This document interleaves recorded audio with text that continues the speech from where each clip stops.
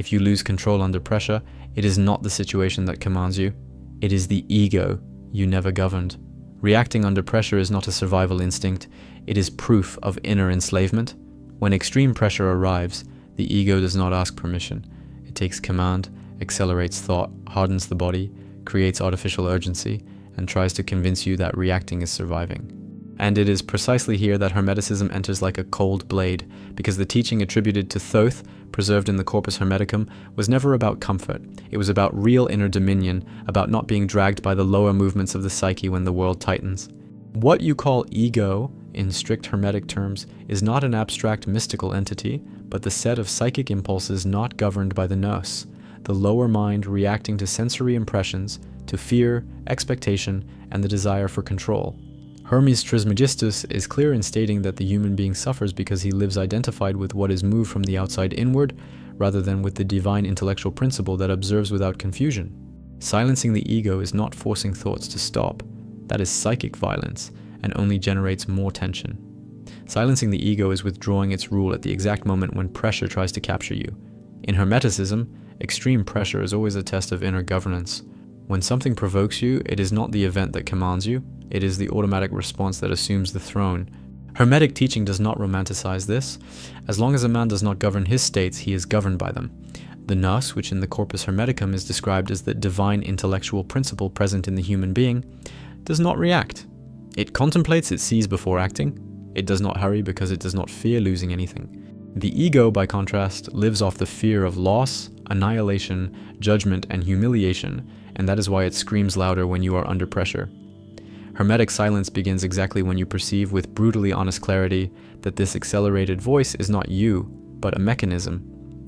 The Hermetic technique is not an external ritual, not a fanciful visualization. It is an internal movement of conscious separation. Hermetic texts teach that the man who desires Gnosis must learn to distinguish what in him is mortal and passive from what is immortal and active. In direct language, you must learn to see the reaction arising without fusing with it.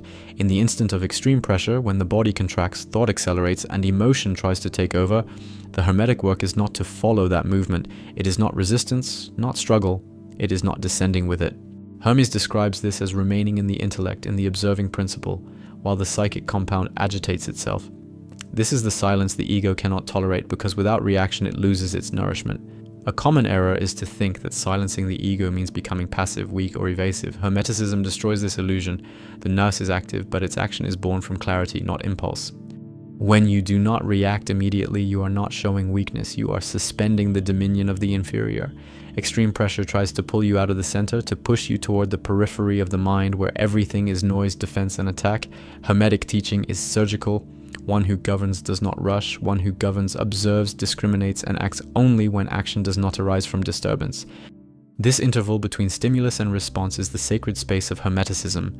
It is there that the ego dies from lack of command. In the Corpus Hermeticum, ignorance of oneself is described as the root of suffering. Under extreme pressure, this ignorance is revealed when you believe yourself to be anger, fear, anxiety, or urgency. Knowledge on Gnosis begins when you recognize that these states pass through you, but are not the principle that sees.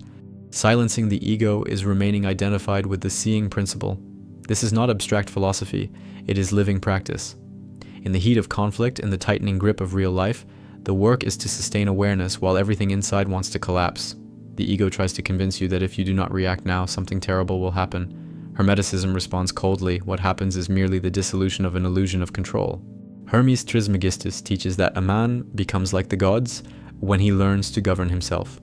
Governance is not repression, it is inner hierarchy, the Nous above, the psyche below, the body obedient. When this order is inverted, external pressure commands you. When the order is restored, external pressure loses its power. Silencing the ego, therefore, is not erasing the mind. It is placing it in its proper position. It is allowing the intellectual principle to lead, while impulses are observed as transient phenomena. This requires courage, because the ego screams louder precisely when it is losing the throne. The Gnostic tradition, which dialogues deeply with Hermeticism, reinforces this point. The sleeping man reacts, the awakened man observes. Under extreme pressure, the sleeping man explodes, defends himself, justifies himself, and loses himself. The awakened man sustains presence, not because he is enlightened in a fanciful sense, but because he does not hand over his inner sovereignty to external stimuli. This silence is not empty, it is full. It is a silence that sees everything, feels everything, but does not allow itself to be dragged along, and the more you sustain this state, the more the ego weakens, not through combat, but through irrelevance. None of this is comfortable. Hermeticism never promised comfort.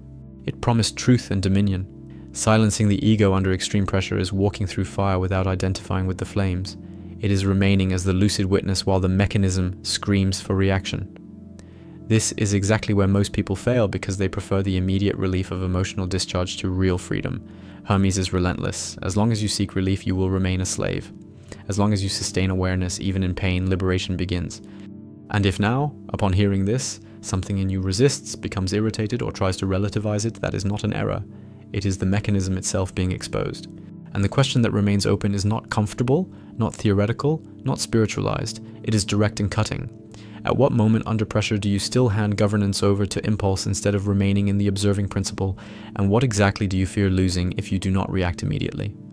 When extreme pressure sets in, the ego does not appear as an isolated thought. It manifests as an entire state, taking over your body, your rhythm, your breathing, and your perception. Hermeticism has never treated this as something symbolic or poetic, but as a real phenomenon of the lower soul assuming command.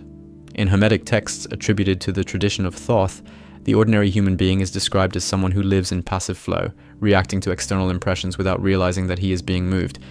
This is where pressure reveals the truth, who you are when there is no time to think. If under pressure you explode, justify yourself, harden, or contract, that is not strength. It is automatism. Hermetic teaching is direct. That which reacts without consciousness does not govern. It obeys. Silencing the ego begins when you accept this fact without trying to defend yourself from it. The ego, in strict Hermetic terms, is not a psychological villain. It is an aggregate of mental, emotional, and bodily habits that arose from identification with the sensible world. Hermes describes the ordinary man as someone who lives mixed, incapable of distinguishing what in him is principle and what in him is reaction. Under extreme pressure, this mixture turns into inner chaos. Hermetic silence is not the absence of thought. It is inner separation. It is when, in the middle of the storm, you perceive that there is something in you that sees the storm. That something does not run, does not shout, does not beg. It observes. And as long as you sustain this point of observation, the ego loses density because it only exists when it is believed. The authority of Thoth within Hermeticism does not come from motivational phrases, it comes from the structure of the teaching, self-knowledge as liberation. The Corpus Hermeticum insists that suffering is born from ignorance of one's own nature. Under extreme pressure, ignorance reveals itself when you believe that you must react in order to exist. Knowledge begins when you sustain the state of presence, even while the body wants to attack or flee. This is not easy, it is not comfortable, and it was never presented as such. That is why Hermeticism was always reserved for those willing to die inwardly before wanting to win outwardly. When pressure tightens, the ego creates a narrative of absolute urgency. It says that now is different, that now you must react, that now there is no choice. Hermetic teaching dismantles this coldly. Urgency is a tool of the lower mind to block consciousness. The Nous, the intellectual principle described in Hermetic texts, does not operate in urgency. It operates in clarity. Whenever you feel that you must react immediately, you can be certain that it is not the Nous in command. Silencing the ego is recognizing this urgency as a symptom, not as truth. Extreme pressure tries to push you out of yourself. It does so by accelerating inner time, shortening the space between stimulus and response. Hermeticism teaches that this space is where freedom exists. When this space disappears, man becomes a machine. Sustaining this interval, even for seconds, is already an act of dominion. It is not about defeating the other, the situation, or the world, but about not being defeated inwardly. Thoth, as the Hermetic archetype of knowledge, always points to this: one who does not govern himself governs nothing. The ego hates silence not because silence hurts it, but because silence exposes it. When you do not react, you see.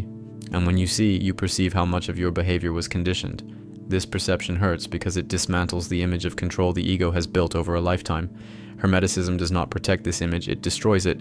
And it destroys it without mercy, because only then can something real arise in its place. Silencing the ego is allowing this false image to collapse without trying to save it. In strict Gnostic terms, this process is called the awakening of the inner man. It is not a mystical event, it is a shift of axis. Before, the axis was in reaction. Now it begins to move toward consciousness. Under extreme pressure, this displacement is more difficult, but also more potent. It is at the limit that you see who commands. The ego reveals itself as a noisy tyrant who only governs while unquestioned. The simple act of observing is already a profound challenge. The Hermetic tradition never promised that the ego would disappear quickly. It affirms something more radical. As long as you are alive, the lower psyche will continue to manifest. The difference lies in who occupies the throne. Silencing the ego is not eliminating it, it is placing it under command. And command is not exercised with violence, but with constant presence. Each time you pass through a situation of pressure without losing yourself, something in you organizes itself irreversibly. It is not an emotional victory, it is an inner reordering. The ego feeds on identification. It grows when you say, I am this, I am like this, I cannot accept this. Hermeticism cuts this root by teaching that the true principle in man is not defined by states. States pass. The principle observes. Under extreme pressure, repeating any internal formula does not solve anything. What solves it is remaining conscious while everything in you wants to flee or attack. This remaining is true silence. Hermes teaches that the man who knows himself becomes invulnerable to the illusions of the world. This does not mean that he does not feel pain, fear, or tension. It means that he does not lose himself in them. External pressure continues to exist, but it no longer kidnaps the center. This is the point at which the ego begins to lose authority. It may speak, but it does not command. It may shout, but it does not decide. The ego tries to negotiate. It says you can observe later that now is not the moment, that now you must act. Hermeticism calls this the deception of the lower soul. It is always now that the ego wants to rule. It is always now that it says there is no time to wait. The Hermetic work is brutally simple and brutally difficult, not to yield. Not out of rigidity, but out of lucidity. Silence is born from this silent refusal. Extreme pressure also reveals another central point of Hermeticism: attachment. The ego reacts because it fears losing something: image, control, security, identity. When you identify exactly what is being threatened, the mechanism becomes visible. And when it becomes visible, it weakens. Thoth does not teach the denial of fear, but its comprehension. Fear understood loses power. Fear reacted to becomes a chain. In the state of hermetic silence, something curious happens. The external situation often reorganizes itself on its own, not because you manipulated reality, but because you stopped feeding the conflict with reactivity. This is not fanciful magic, it is psychic dynamics. The ego creates friction, the Nous creates clarity. Where there is clarity, there is less chaos. Hermeticism has observed this for millennia, without romanticizing it. The silence of the ego is not visible from the outside. On the inside, however, it is deafening at first. The lower mind panics when it does not receive a response. It intensifies images, emotions, and thoughts in an attempt to regain command. This is where most people give up. This is where Hermetic teaching separates those who study from those who practice. Sustaining silence at this point is crossing a real inner threshold. The Gnostic tradition calls this process psychological death. Not in a symbolic sense, but in a functional one. Something ceases to command. Something ceases to be obeyed. And this creates a temporary void that frightens. The ego calls this void danger. Hermeticism calls it space. It is in this space that the true principle begins to assert itself, but it does not impose itself. It arises when the noise falls. Every situation of extreme pressure is a training ground. There is no preparation outside real life. Hermeticism has always been practical in this sense. Knowledge that does not apply under pressure is mere mental accumulation. Thoth represents exactly this demand. To know is to be. If under pressure you forget everything, then it is not yet knowledge. Silencing the ego is transforming knowledge into state. The ego wants quick results, external confirmation, a sense of victory. The Nous does not concern itself with this. It operates under another logic. The more you try to achieve silence, the more the ego is in command. Silence happens when you stop trying to conquer the experience and begin to inhabit it consciously. This is deeply counterintuitive to the ordinary mind. The authority of Hermeticism lies in offering no shortcuts. There is no emotional technique, no miraculous breathing trick, no secret phrase. There is presence, discernment, and repetition. Repetition under pressure. Each time you sustain consciousness, something becomes fixed. Each time you yield, something is reinforced. This is the inner mathematics that Thoth exposes without adornment. The ego hates constancy. It prefers explosions, catharsis, discharge. Hermeticism demands continuity. Silencing the ego once does not solve anything. The work is daily, alive, embodied. Extreme pressure merely accelerates the process and reveals what has not yet been integrated. That is why it is not an enemy, but an instrument, though only for those willing not to lie to themselves. And if now, as you read this, you feel discomfort, resistance, or a desire to relativize it, this is already the active field. It is not about agreeing, it is about observing. The question that remains open, pulsing, without closure, without comfort, is whether you are willing to pass through the next pressure without betraying yourself inwardly, and what exactly in you still demands reaction in order to feel that it exists, because it is precisely at this point that the real work begins and continues to open, deepen, and intensify with every situation that life places before you. When the Corpus Hermeticum speaks of the man who lives dragged along by impressions, it is not using spiritualized metaphor. It is describing exactly the state in which the ego governs under extreme pressure, a state in which the human being no longer decides, he merely responds.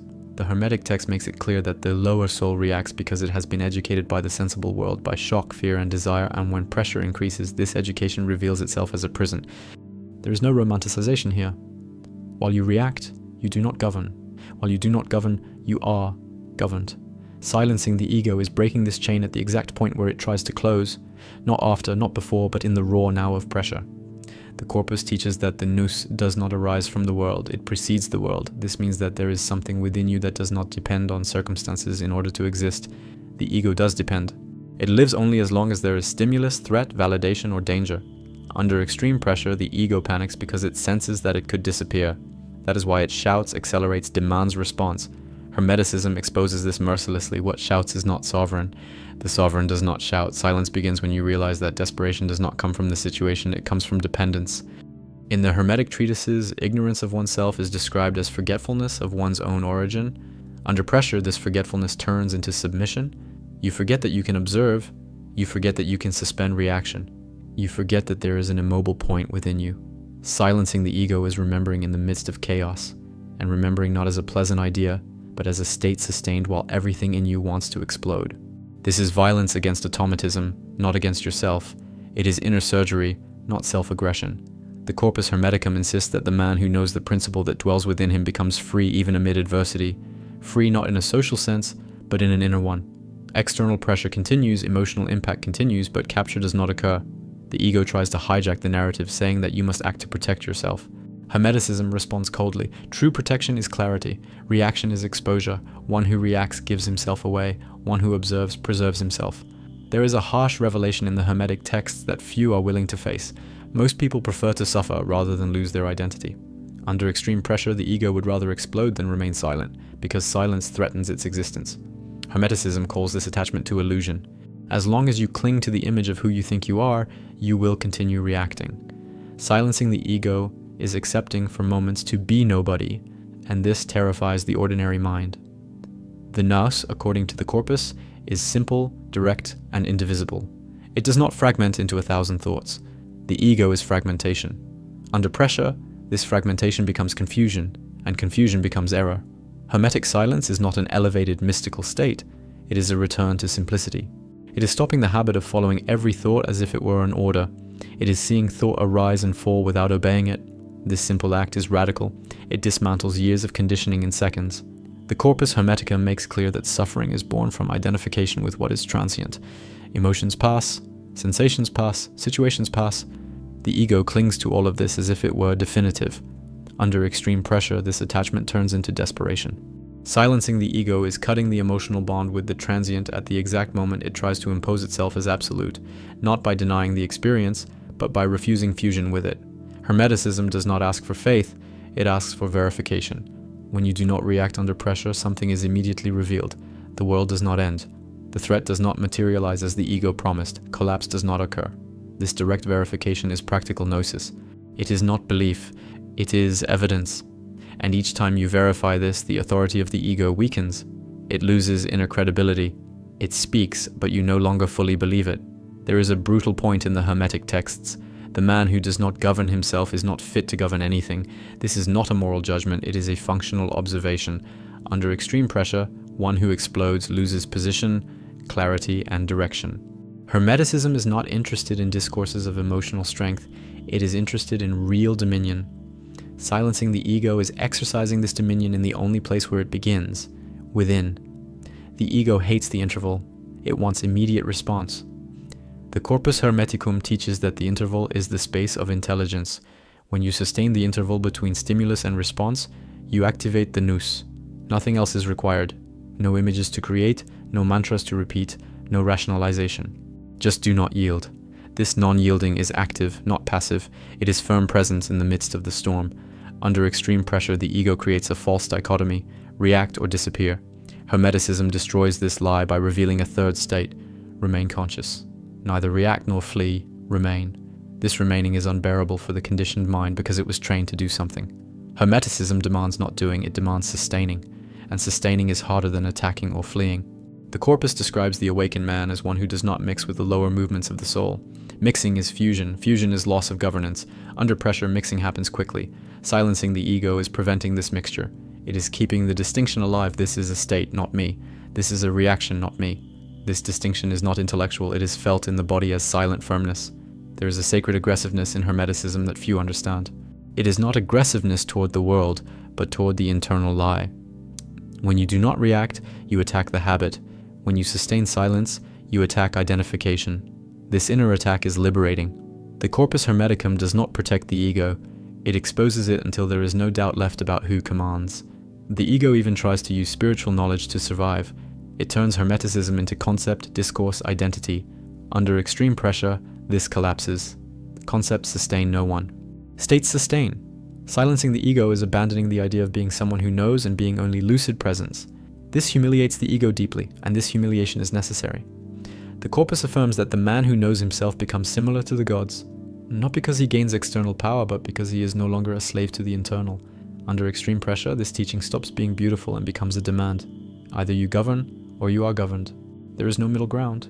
The ego tries to negotiate, relativize, postpone. Hermeticism cuts the negotiation. Each time you sustain silence under pressure, something shifts position within you. It is not emotional, it is structural. The inner hierarchy adjusts. The ego realizes that it does not rule alone. This generates resistance, increased noise, more thoughts. This increase is not regression. It is the system reacting.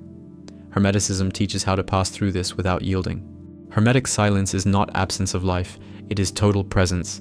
Everything is felt, nothing is blindly followed. This state is the opposite of spiritual anesthesia. It is naked lucidity. The ego hates lucidity because lucidity sees, and one who sees does not automatically obey. Silencing the ego is sustaining vision even when it hurts. The Corpus Hermeticum does not promise comfortable illumination. It promises truth. And the truth under extreme pressure is that most of the pain you suffer comes from reaction, not from the event. When reaction falls away, pain changes quality. It does not drag you along. It passes through you. This difference is liberating and frightening at the same time. The ego will always try to regain control afterward.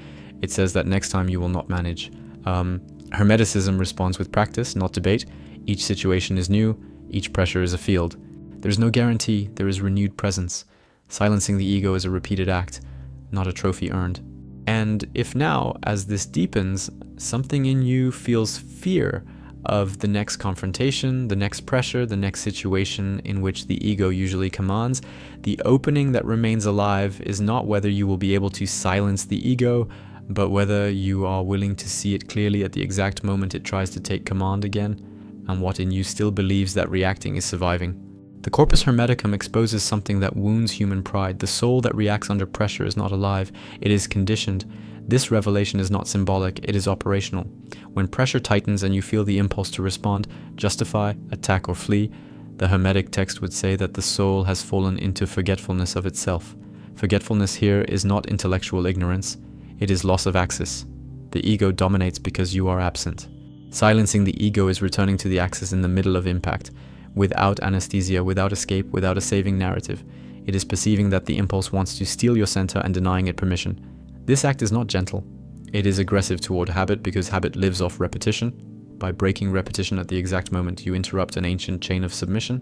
There's an even harsher revelation in the Corpus. Man prefers reaction because it gives a sense of identity. Under extreme pressure, reacting makes you feel like someone, even if that someone is at war. Silence threatens this identity. That is why the ego calls silence weakness, danger, or omission. Hermeticism dismantles this lie with precision. Weakness is being predictable. Strength is being uncapturable. When you sustain silence, you are not erasing yourself. You are withdrawing energy from the mask. The mask collapses when it is not fed. This collapse generates inner fear, and fear is proof that something false is losing power. The Corpus Hermeticum affirms that the intellectual principle does not suffer because it does not mix. Mixing is the true Hermetic sin, in the technical sense, confusing yourself with what passes. Under pressure, mixing happens fast, almost automatically. Silencing the ego is preventing this fusion at the instant it tries to occur. It is feeling the emotion without becoming the emotion. It is perceiving the thought without obeying it. This state is uncomfortable, tense, and demands total presence. The ego hates this state because it reveals something unbearable to the conditioned mind. You can feel everything and still not react. This realization destroys the ego's primary excuse. And when this truth begins to become alive, pressure ceases to be merely a threat and becomes revelation. Each extreme situation shows exactly where the ego still rules, where identification still exists, where attachment still governs. Hermeticism does not ask you to eliminate this quickly. It asks you to see it with brutal honesty. The question that remains open, pulsing without comfortable closure, is whether in the next instant of pressure you will lose yourself in the old reaction to feel like someone, or whether you will sustain conscious silence even without knowing who you will be without it, because it is precisely at this point that the work continues, deepens, and demands presence once again. If this content struck you, it was not out of curiosity. It was because the pressure that governs you was exposed. Here there is no anesthetizing spirituality. There is real confrontation with the mechanism that steals your inner sovereignty. Subscribe to the channel if you want Hermeticism and Gnosticism without fantasy, without invented phrases, and without comfort. Like this video if you recognize that you react under pressure and are ready to stop being governed. Share with those who live exploding, justifying themselves or collapsing, and still call this strength. Comment just one thing: under what type of pressure does the ego most take command in you? Do not explain, recognize.